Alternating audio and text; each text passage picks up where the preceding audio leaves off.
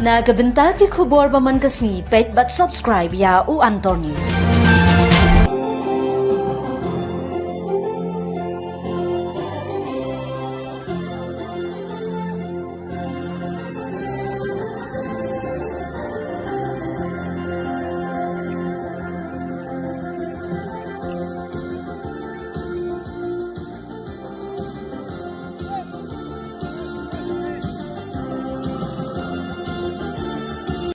Kublai pi baro kini gilong ki kubor bam dakasngi.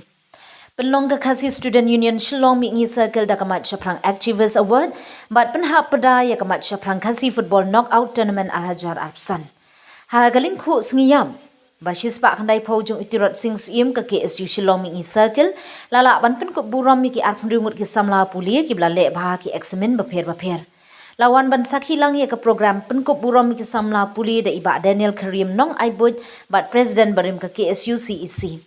Kum ukongsan but usamla shell kit bok kharbang Assistant Education Secretary KSU CEC.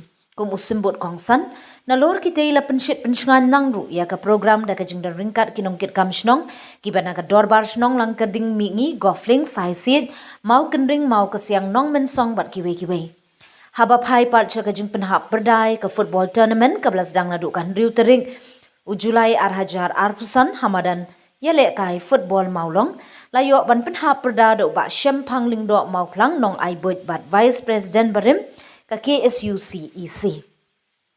Kum ukongsan bat usamla biang por el padliar vice president KSU CEC kum usimbut kongsan ka jingyale khadu final kelalong hapdeng ka head bat tail FC bat kanong penrum FC ha ka bay ka nam la du bat ka song pisa ka shilak tingka la ra da ka head and tail FC lingba ka jingye shoot tie breaker Saul Laar.